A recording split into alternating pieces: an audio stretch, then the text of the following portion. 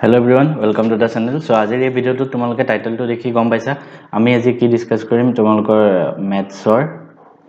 formula ঠিক আছে মানে বেছি দেৰি নকৰি বেছি কথাও নকওঁ আজি জাস্ট ভিডিওটোত ম্যাথছৰ সব ফৰ্মুলা থাকিব অল চেপ্টাৰ সো মই এটা ৰিকুৱেষ্ট কৰিছো তোমালোকে এক্সাম দিবলৈ যেতিয়া যাবা এক্সাম দিবলৈ যোৱাৰ আগত প্ৰত্যেকই যাতে এই ফৰ্মুলাখিনি একবাৰ চাই লোৱা এই ভিডিওটো মানে আধা ঘণ্টা সময় উলিয়াই চাই লোৱা আৰু কাৰোবাৰ যদি মানে টাইম কম আছে তোমালোকে ডাবল স্পিডত হলো চাই লোৱা কাৰণ গুটেখিনি ফৰ্মুলা ৰিভাইজ হৈ যাব একেবাৰতে সো ভিডিওটো মিছ নকৰিবা সো ওৰ কাৰণে ইম্পৰ্টেন্ট হয় সো প্ৰথম চেপ্টাৰটো পৰা আমি আৰম্ভ কৰিছো ফাৰ্স্ট চেপ্টাৰটো তোমালোকৰ কি ৰিভিজন চেপ্টাৰটো পৰা দিয়া নাই ফাৰ্স্ট চেপ্টাৰটো পৰা দিছো বাস্তৱ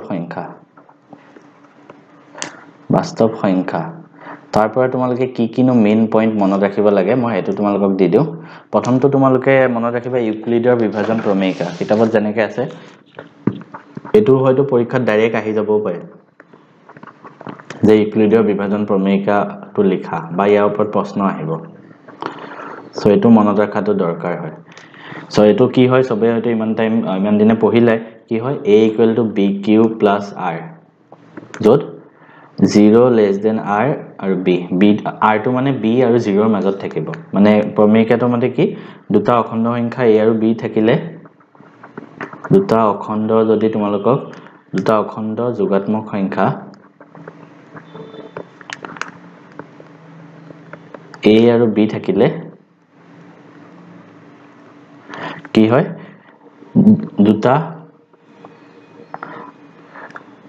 অদ্বিতীয় সংখ্যা অদ্বিতীয় হ'ব লাগিব হা এই টাইম বিলাক মনত ৰাখিবা পৰীক্ষাত এই প্ৰমেয়িকাটো লিখিব আহিলে টাইম বিলাক কিন্তু গুটেকেটা ভালকে লিখিব লাগিব দুটা অদ্বিতীয় সংখ্যা p আৰু q পোৱা যাব যাতে কি হয় এটো হয় তলত হেতু লিখি দিবা তেনেকৈ ইউক্লিডৰ বিভাজন প্ৰমেয়িকাটো প্ৰত্যেককে মনত ৰাখিবা সেকেন্ড মোস্ট ইম্পৰ্টেন্ট ফৰ্মুলা এটো চেপ্টাৰৰ তোমালোকে মনত ৰাখিব লাগিব এটো হৈছে তোমালোকৰ LCM into HCF equal to A into B মানে কি দুটা সংখ্যাৰ লসাগু আৰু গসাউ HCF সৰি লসাগু আৰু গসাউ পূৰণ কৰিলে সংখ্যা দুটা হয় মানে কি গসাউ of AB into লসাগু of AB কৰিলে সদায় সংখ্যা দুটাৰ পূৰণফল হয় এটোৰ ওপৰত কিন্তু কোৱেশ্চন আহিব পাৰে তোমালোকে চাবা এটোৰ ওপৰত আহিব পাৰে সো ফাৰ্স্ট চেপ্টাৰটো হয়তো ইমানে আছিল একবাৰ মই চাই লওঁ আৰু কিবা ইম্পৰ্টেন্ট ফৰ্মুলা থাকি গল নেকি ফাৰ্স্ট চেপ্টাৰটো ইমানখিনি আছিল মানে মই অকল ফৰ্মুলা বিলাক দেখাই গৈছো যাতে পৰীক্ষালৈ যোৱাৰ আগতে তোমালোকে একবাৰ ৰিভাইজ হৈ যায় নেক্সট আমি সেকেন্ড চেপ্টাৰটোত যাম সো সেকেন্ড চেপ্টাৰটো তোমালোকৰ কি আছে বহুপদ ঠিক আছে সো সেকেন্ড চেপ্টাৰটোত কি ইম্পৰ্টেন্ট ফৰ্মুলা আছে ন আমি হেবিলাক চাই যাম এতিয়া প্ৰথম মোস্ট ইম্পৰ্টেন্ট ফৰ্মুলা তোমালোকৰ সেকেন্ড চেপ্টাৰটোত দুটামান ইম্পৰ্টেন্ট ফৰ্মুলা একেটা আছে এটাটো তোমাৰ মূল দুটাৰ শূন্য দুটাৰ যোগফল আৰু শূন্য দুটাৰ পূৰণফল হেতু বস্তু আছে মানে px = ax² + bx + c হলে px ৰ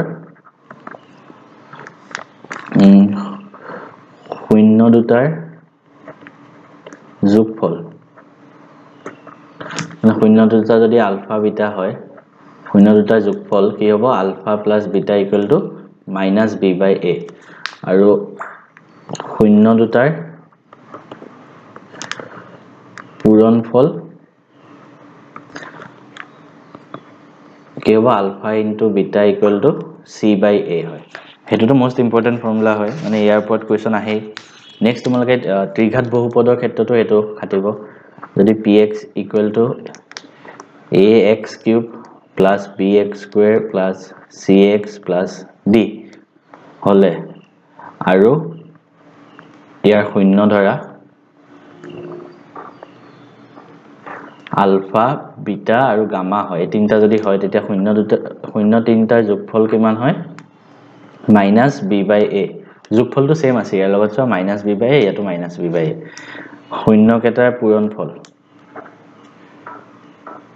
শূন্য কেটাৰ পূৰণফল কিমান হ'ব -d/a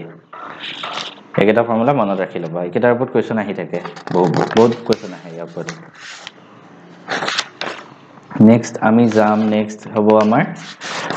ৰৈখিক সমীকৰণ চেপ্টাৰ 3 ৰৈখিক সমীকৰণ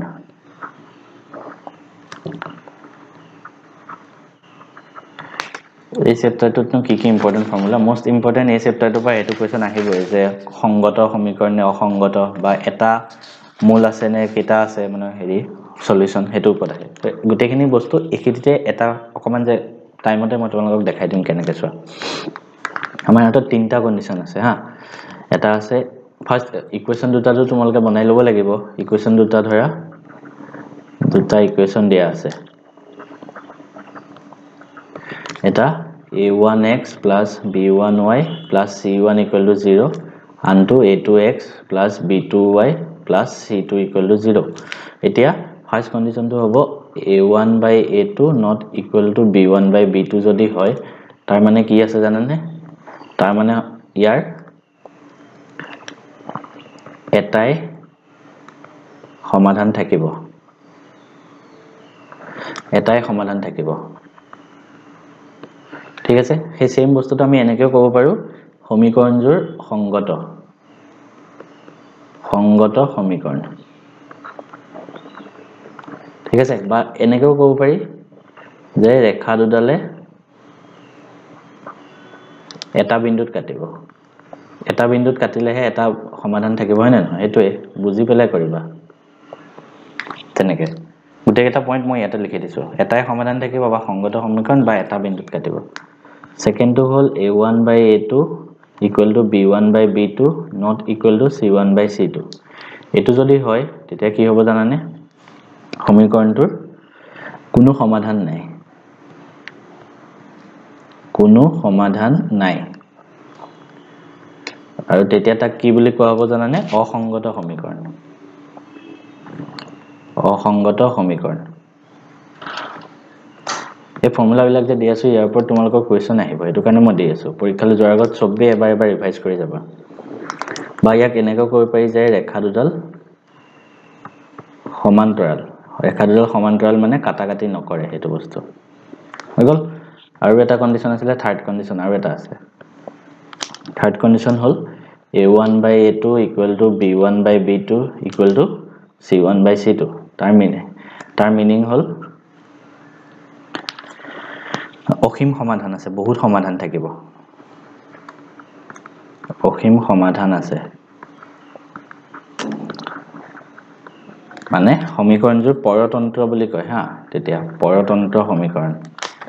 বা এনেকৈ ক'ব পাৰি যে ৰেখা দুডাল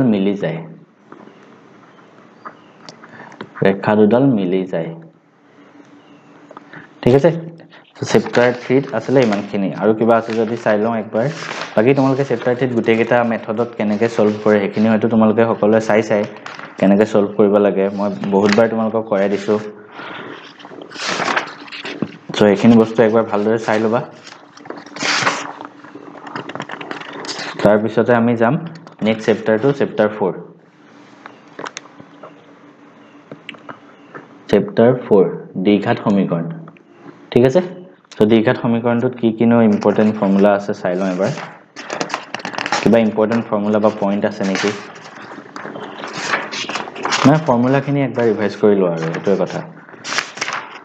আচ্ছা এটা বস্তু আছিল ধৰা এটা তোমালোকক দ্বিঘাত সমীকৰণ দিয়া আছে ax square plus bx plus c equal to 0 so year d equal to b square minus 4ac ইয়াক কোৱা হয় কি জানানে ভেদ নিৰূপক so ইয়াৰ কন্ডিশন এটা আছে ফাৰ্স্ট কন্ডিশন to d মানে b square minus 4ac যদি equal to 0 হয় কি হয় জানানে মূল দুটা বাস্তৱ আৰু সমান ইয়াৰ ওপৰত কোৱেশ্চন আহিব পাৰে second condition to hall d equal to b square minus 4ac greater than 0 হলে মূল দুটা বাস্তৱ হয় আৰু অসমান হয় আৰু third condition to hall d equal to b square minus 4ac less than 0 হলে মূল দুটা অবাস্তৱ হয় মূল দুটা কি হয় অবাস্তৱ হয় মানে বাস্তৱে নহয় ঠিক আছে হেতু কথা আৰু অসমান হয় এটো পইণ্ট মনত ৰাখিবা নেক্সট তোমালকৰ তাতে আৰু এটা আছিল ইম্পৰ্টেন্ট যোনটো তোমালকৰ ফৰ্মুলা আছিল ax square plus bx plus c equal to 0 ইয়াৰ মূলটো পুলিওৱাৰ ফৰ্মুলা আমি ফৰ্মুলা পুট কৰি উলিয়াও এটো কি আছিল মূলটো minus b plus minus root over b square minus 4ac divided by 2a এটো তো মূলৰ ফৰ্মুলাটো আছিল হৈ গল তো নেক্সট আমি 5 নম্বৰ চেপ্টাৰত গৈ আছো তাতে বহুত ফৰ্মুলা আছে চেপ্টাৰ 5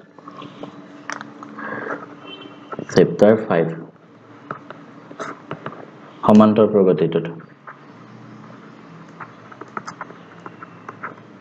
সমান্তৰ প্ৰগতিৰ ফাৰ্স্ট ফৰ্মুলাটো আছে কি এটা তোমালোকৰ সমান্তৰ প্ৰগতিৰ a ইকুৱেল টু কি হয় সদায় প্ৰথম পদ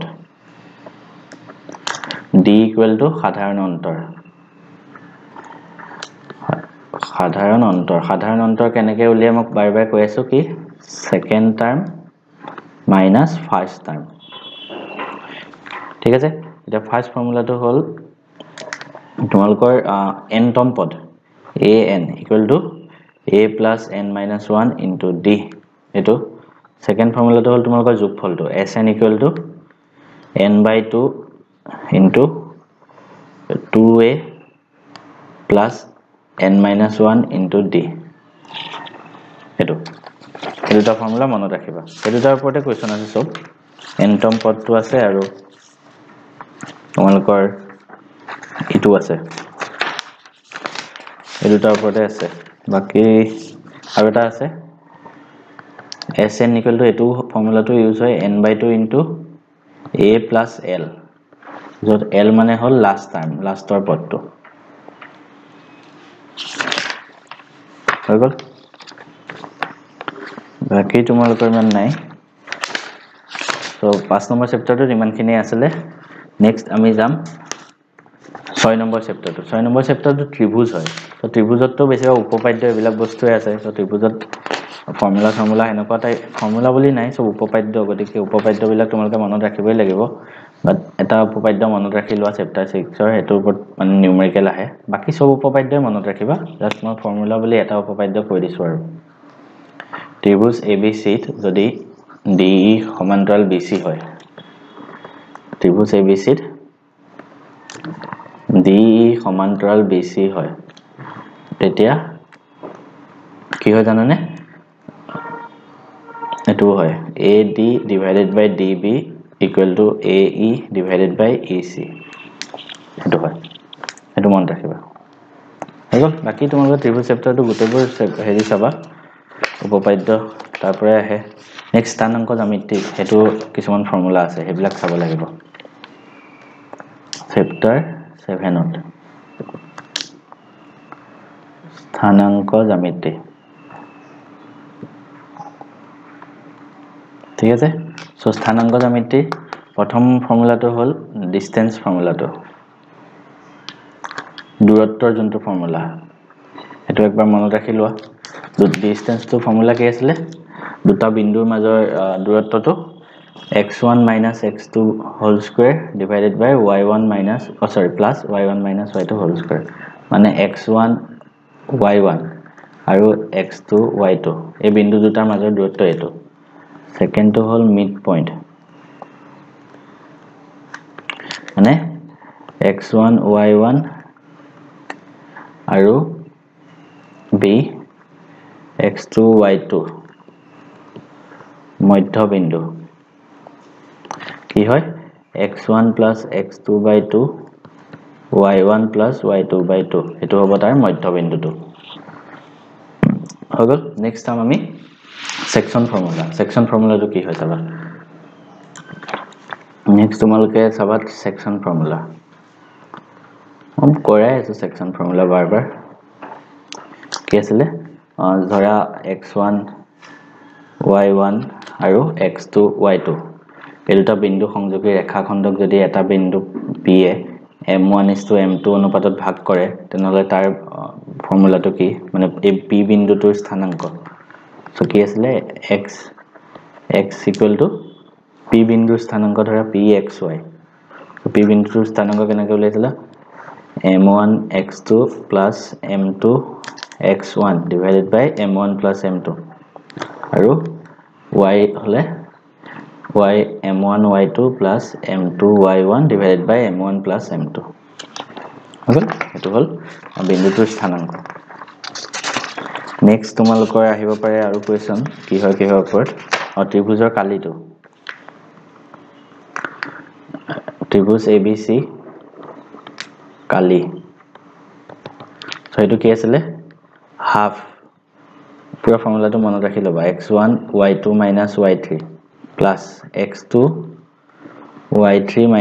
y1 এটো একদম মুখত থাকিব লাগিব x3 y1 y2 হৈ গল এটো মনত ৰাখি লবা আৰু এটা তোমালোকৰ পইণ্ট আহিব পাৰে যে তিনটা বিন্দু একৰেখীয় হলে তিনটা বিন্দু A B C যদি একৰেখীয় হয় তেনহলে k মান উলিবা ধৰা এনেকুৱা প্ৰশ্ন বহুত আহি থাকে যদি একৰেখীয় হয় তেতিয়া ত্ৰিভুজ ABC ৰ কালিটো 0 হয় আৰু এই ফৰ্মুলাটো ইউজ কৰি উলিয়াবা তেতিয়া এই ফৰ্মুলাটো ইউজ কৰি ইকুৱেল টু 0 কৰিবা আৰু উলিয়াই দিবা k ভ্যালু তেনেকৈ উলিয়াই হৈ গল নেক্সট ট্ৰিগোনোমেট্ৰি মোস্ট ইম্পৰ্টেন্ট ফৰ্মুলা বিলাক আছে ইয়াতে ট্ৰিগোনোমেট্ৰি সো ট্ৰিগোনোমেট্ৰি বহুত ফৰ্মুলা আছে মই বাৰে বাৰে কৈ আহিছিলো সো sin a ইকুৱেল কি আছিল p/h cos a equal to b/h হয়নে মই ট্ৰিগোনোমেট্ৰি পঢ়াইছো নহয় তাতে মই কৈছিলো আৰু tan a equal to p/b হল আৰু আমি কি জানো cosec a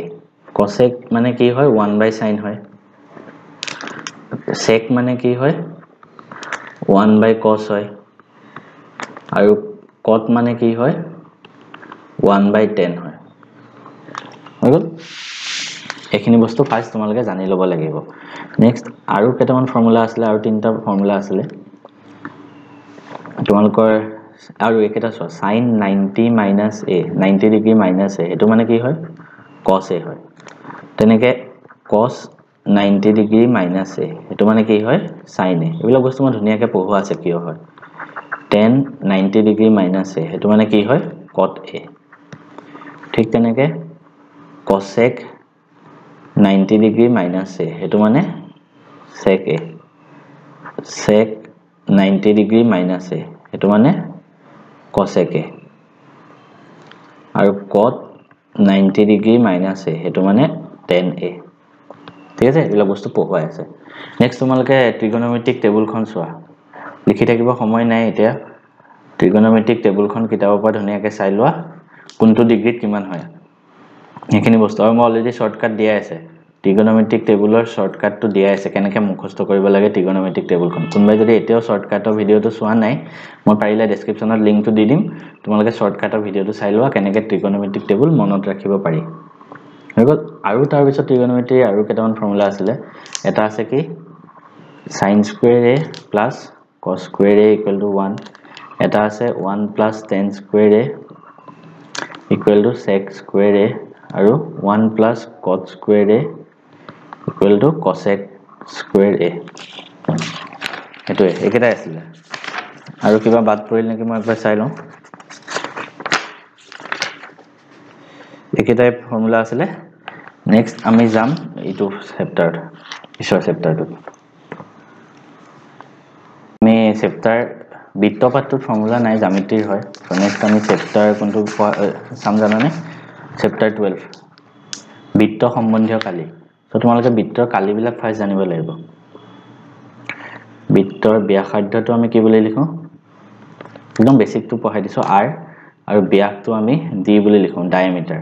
আৰু আমি কি জানো d = 2 * r মানে ব্যাসটো ব্যাসাৰ্ধৰ দুগুণ হয় তাৰ পিছত তোমালোকে জানিব লাগিব বৃত্তৰ কালি কিমান হয় বৃত্ত এটা কালিৰ ফৰ্মুলা কি পাই r² পাই মানে কি হয় 22/7 আৰু বৃত্তৰ পৰিসীমা বা পৰিধি বুলি কয় পৰিধি হয় 2 পাই r এটো মনত ৰাখিবা তাৰপিছত তোমালোকৰ পৰীক্ষাত বহুত এইটো প্ৰশ্ন আহে বৃত্তৰ এটা চুকৰ কালি এটা চুক মানে 1/4 1/4 into pi r square হৈ গ'ল তাৰপিছতে এইটো চাবা থিতা কোণ থাকা এটা বৃত্তকলা আছে ধৰা বৃত্তকলাৰ মানে এটা বৃত্ত আছে তাৰ যিকোনো এটা পাৰ্ট লৈছে এইটো বৃত্তকলা বুলি কয় এইটো থিতা হৈ গ'ল সো বৃত্তকলাৰ প্ৰথম তোমালোকৰ কালি উলিয়াব আহিব পাৰে সো কালি কিমান হ'ব θ/360 কৰিবা মানে কোণ যিমান কোণ দিয়া থাকে ধৰা 30 ডিগ্ৰী 30 লিখিবা ডিভাইডেড বাই 360 ইনটু পাই r স্কয়াৰ আৰু সেকেন্ডটো মনত ৰাখিবা চাপৰ দৈৰ্ঘ্য বৃত্তকলাটো চাপৰ দৈৰ্ঘ্য মানে এইখিনি উলিয়াব লাগে হেতু মানে θ/360 ইনটু 2 পাই r হেতু হৈ যাব এইখিনি বস্তু মনত ৰাখিবা বাকি নেক্সট তোমালোকৰ আমি যাম নেক্সট চেপ্টাৰটো কি আছে পৃষ্ঠকালি আয়তন এইটো চেপ্টাৰটো কথা জানিবই লাগিব চেপ্টাৰ 13 বহুত ফৰ্মুলা আছে পৃষ্ঠকালিটোত সবৰে মানে ভয় লাগে যে কি ফৰ্মুলা আছে ইমান আছে একো না জানো তো গতিকে আমি এটা এটাকে ফৰ্মুলা বিলাক চাম আজি কি কিনো ফৰ্মুলা আছে ইয়াতে তো পৃষ্ঠকালি আয়তনটো প্ৰথম আমি চাম সব বস্তুৰ কাৰণে চাম ফাৰ্স্ট আমি চাম ঘনকৰ কাৰণে ঘনকৰ কালি হয় 6l স্কয়াৰ l টো মানে বাহুৰ দৈৰ্ঘ্য মনত ৰাখিবা আৰু আয়তন হয় l কিউব হৈ গল নেক্সট আমি চাম আয়তীয়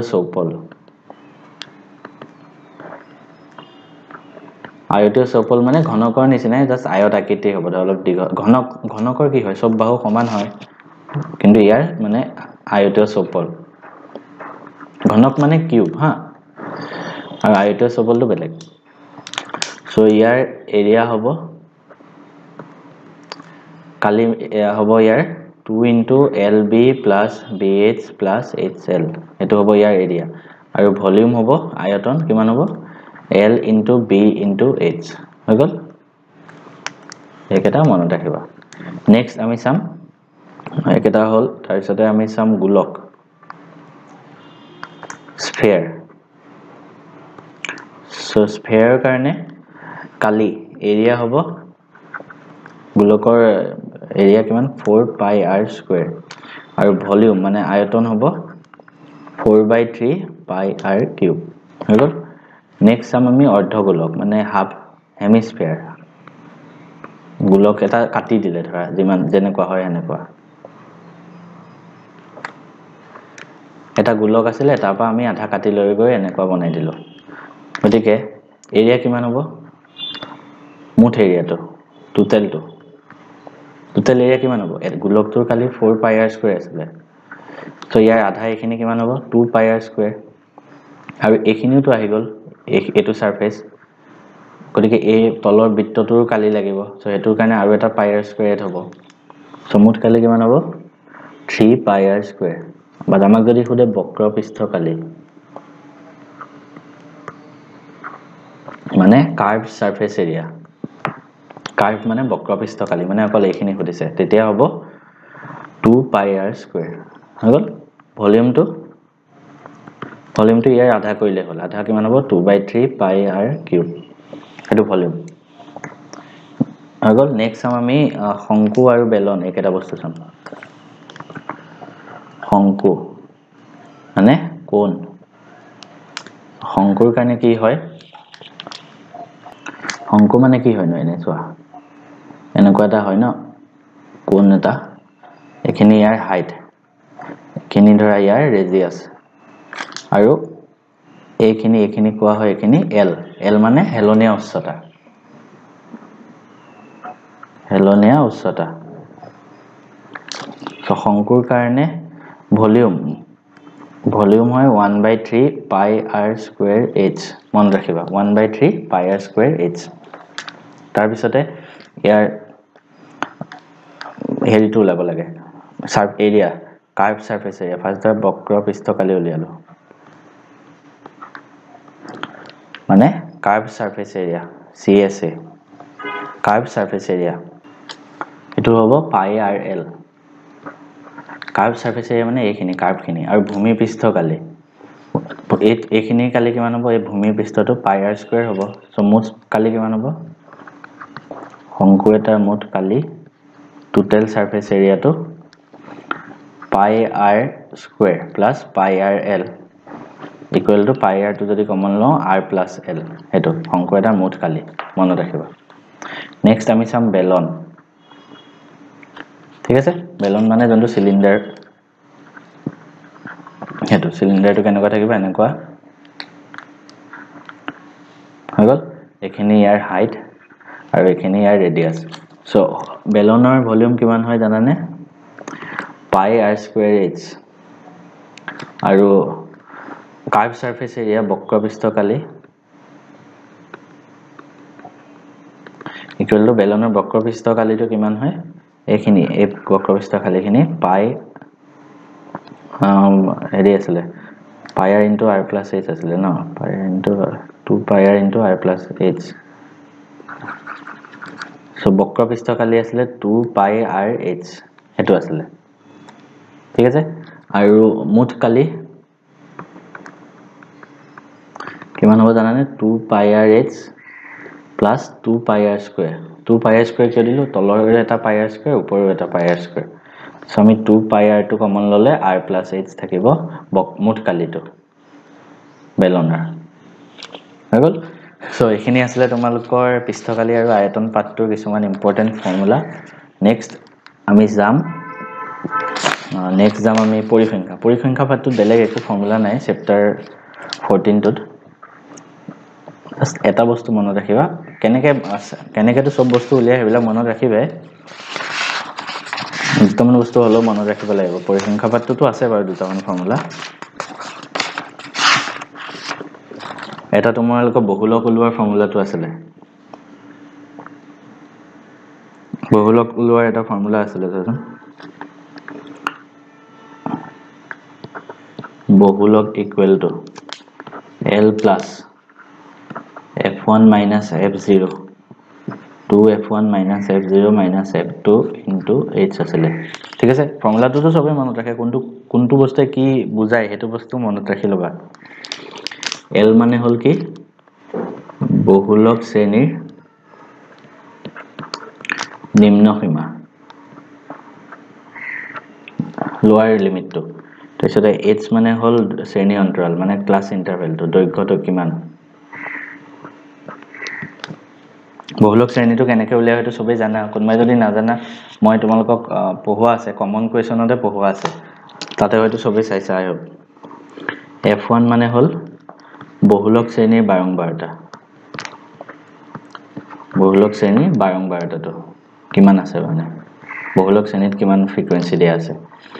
F0 মানে হল বহুলক শ্ৰেণীৰ আগৰ যোনটো শ্ৰেণী আছে ন আগৰ শ্ৰেণীৰ বাৰংবাৰতা আৰু F2 মানে হল বহুলক শ্ৰেণীৰ পিছৰ যোনটো শ্ৰেণী আছে হেতুৰ বাৰংবাৰতা মানে F0 F1 F2 F1 টো হল বহুলক শ্ৰেণী F0 টো তাৰ আগৰটো F2 টো তাৰ পিছৰটো এনেকৈ মনত ৰাখা নেক্সট তোমালোকে হেতু চেপ্টাৰে আৰু এটা ফৰ্মুলা ইম্পৰ্টেন্ট হয় হেতু মনত ৰাখিলবা এটো মনত ৰাখিলবা 3 মধ্যমা ইকুৱেল টু বহুলক প্লাস 2 ইনটু মাধ্য মানে মধ্যমা ইনটু 3 ইকুৱেল টু বহুলক প্লাস 2 ইনটু মাধ্য এটোৰ ওপৰত কিন্তু বহুত কোৱেশ্চন আহে MCQ গতিকে এটো মনত ৰাখিলবা সবে নেক্সট তোমালোকৰ সম্ভাৱিতা চেপ্টাৰটো প্ৰবাবিলিটি তাতে তোমালোকৰ ইমান বেছি ফৰ্মুলা নাই জাস্ট এটা মনত ৰাখা probability of E plus probability of E নহয় এই দুইটা কৰিলে সদায় 1 হয় মানে পৰীক্ষাত এনেকৈ আহিব পাৰে probability of E নহয় কিবা এটা ঘটনা ধৰ নহয় হেতু আহিলে কি কৰিবা 1 minus probability of E কৰি দিবা ঠিক আছে আৰু তাৰ লগতে কাৰ্যৰ বিষয়ে বহুতে নাজানে অলৰেডি মই তোমালোকক ভিডিও দিয়া আছিল কাৰ্যৰ কথাটো কিন্তু হয়তো কিছুমানে চোৱা নাই যোনে চাইছা চাব নালাগে যোনে নাই চোৱা একবাৰ ৰিভাইজ কৰি চাব পাৰা সবে হেতু মই কাৰ্ডৰ ভিডিওটো ইয়াৰ পিছতে এটা লগাই দিছো হেখিনি চাই লোৱা গতিকে ইমানখিনি আছিল ফৰ্মুলা তাসপাতত মুঠ কেইটা থাকে সদায় মনত ৰাখিবা 12খন কাৰ্ড ওকে সৰি 52খন কাৰ্ড থাকে 52 তাৰ ভিতৰত চাৰিটা টাইপৰ বেলেগ বেলেগ থাকে প্ৰথমটো কি হয় ইস্কাপন বুলি কয় ইস্কাপন কাৰোবাৰ যদি তাসপাতটো জানিব মন আছে একেবাৰতে এইটো ভিডিও চাই লোৱা একদম ক্লিয়াৰ হৈ যাব সো প্ৰথমটো হয় ইস্কাপন হেতু ইংলিছত কোৱা হয় স্পেড হল দ্বিতীয়টো হল হৰ্টন ইংলিছত কোৱা হয় হাৰ্ট থাৰ্ড পাৰ্টটো হল ৰোহিতন হেতু কোৱা হয় ডায়মণ্ড আৰু ফৰ্থটো হল চিৰটন হেতু কোৱা হয় ক্লাব এটা চোৱা তাসপাতৰ 52খন থাকে তাৰ ভিতৰত এটা পাৰ্ট হল ইস্কাপন মানে স্পেড এটা হল হৰ্টন হাৰ্ট এটা হল ৰোহিতন ডায়মণ্ড আৰু এটা হল চিৰটন ক্লাব গতিকে 52খন আমি চাৰিটা পাৰ্টত ডিভাইড কৰিছো গতিকে এখনত কেইটাকে থাকিব 13টাকে থাকিব হয়নে নহয় সো 13টাকে থাকিব হৈ গল এটো বস্তু বুজিলা ইয়াৰ পিছৰ পইণ্টটো জানিব লাগিব কি এখিনি কি বুলি কয় তোমালোকে মনত ৰাখিবা ইয়াতে সবা হৰ্টন আৰু ৰোহিতন আৰু কি আছে ইস্কাপন আৰু চিৰটন ইয়াতে চিৰটন প্লাস ইস্কাপন এই দুইটা কাৰ্ড কি হয় মানে ক্লাব এন্ড হাৰ্ট এই দুইটা ক্লাব এন্ড স্পেড এই দুইটা কি ৰঙৰ হয় কলা ৰঙৰ হল তাৰ পিছত হৰ্টন আৰু ৰোহিতন এই দুইটা কি কালাৰ হয় ৰঙা ৰঙৰ হৈ গল এটা পৰীক্ষাত যদি এনেকে খুদে যে কলা ৰঙৰ কেইটা কাৰ্ড আছে কলা ৰঙৰ কেইটা কাৰ্ড হ'ব কোৱাচোন চিৰটন আছে 13টা ইস্কাপন আছে 13টা সো কলা ৰঙৰ কেইটা হল 26টা ঠিক তেনেকৈ ৰঙা ৰঙৰ 26টা হৈ গল এখিনি বস্তু ধুনিয়াকৈ মনত ৰাখিবা লাগিলে লিখি থৈ দিয়া যদি নাজানা এটো এখিনিলৈকে ক্লিয়াৰ তাৰ পিছত আমি বুজাই আছো চাবা ইয়াৰ পিছতে প্ৰত্যেকটো ভাগতে হেয়া লাগিলে চিৰটন হক আৰু কি আছিল হৰ্টন তাৰ পিছত ইস্কাপন আৰু ৰোহিতন সব প্ৰত্যেকটো ভাগতে কি থাকে জানানে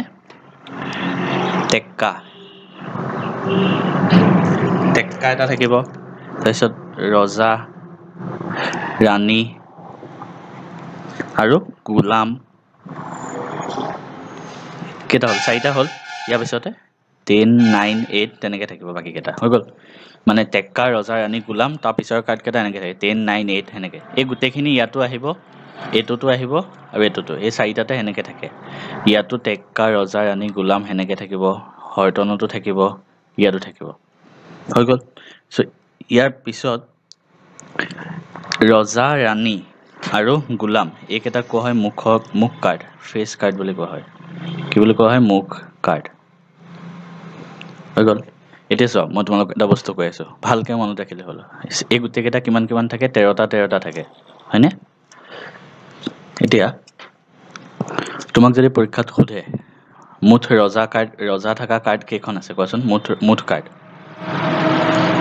কেইখন আছে ইয়াৰ কাৰণে এখন ইয়াৰ কাৰণে এখন ইয়াৰ কাৰণে এখন আৰু ইয়াৰ কাৰণে এখন সো ৰজা কাৰ্ড কেইটা আছে 4খন ঠিক তেনেকৈ ৰাণী কাৰ্ড 4খন মুঠ গোলাম কাৰ্ড 4খন হৈ গল ইয়াৰ পিছত তোমাক যদি খুনে মুখ কাৰ্ড কিমান আছে মুখ কাৰ্ড ফেস কাৰ্ড কিমান আছে সো এটো কেনেকৈ উলিয়াবা সো ইয়াত আছে 3খন ৰজা ৰাণী গোলাম সো ইয়াতো 3খন ইয়াতো 3খন ইয়াতো 3খন গতিকে মুখ কাৰ্ড কিমান হ'ব 12খন হৈ গল কাৰোবাৰ যদি কাৰ্ডটো ভালকে নাজানা ধুনিয়াকৈ এটো বস্তু চাই লোৱা বহুত ভালকে বুজি যাবা একদম ডিটেইলছত বুজাই দিছো হল এইখিনি চোৱা এইখিনি লিখি থৈ দিয়া ধুনিয়াকৈ কাৰ্ডৰ কাৰণে এটো আৰু এটো হৈ গল এতিয়া আমি কোৱেশ্চন কৰিম ইয়াৰ ওপৰত কোৱেশ্চন হিনি লিখিম এটা কাৰ্ড লোৱা হৈছে হেতু ফেস কাৰ্ড মানে মুখ কাৰ্ড পোৱা সম্ভাৱিতা গতিকে আমি মুখ কাৰ্ড কেইটা পাইছিলো অলপ আগতে 12টা হৈ গল এটা লিখি লবা এনসাৰ প্ৰবাবিলিটি কেনেকৈ লিখে মই ধুনিয়াকৈ লিখাই দিছো এনেকৈ লিখিবা ধৰা হল ই ইকুৱেল টু মুখ কাৰ্ড পোৱাৰ ঘটনা হৈ গ'ল therefore NE মানে মুখ কাৰ্ড পোৱাৰ টোটেল কেইটা পাবা সো কেইটা পাইছিলা 12টা আৰু মুঠ ফলাফল কেইটা আছে 52খন কাৰ্ড আছে therefore probability of E টো লাগে এটো কিমান হ'ব NE divided by মুঠ ফলাফল 12 divided by 52 4 এটোক কৰিলে 3 4 কৰিলে 13 3/13 এটো আনসাৰ হেনেকে কৰিবা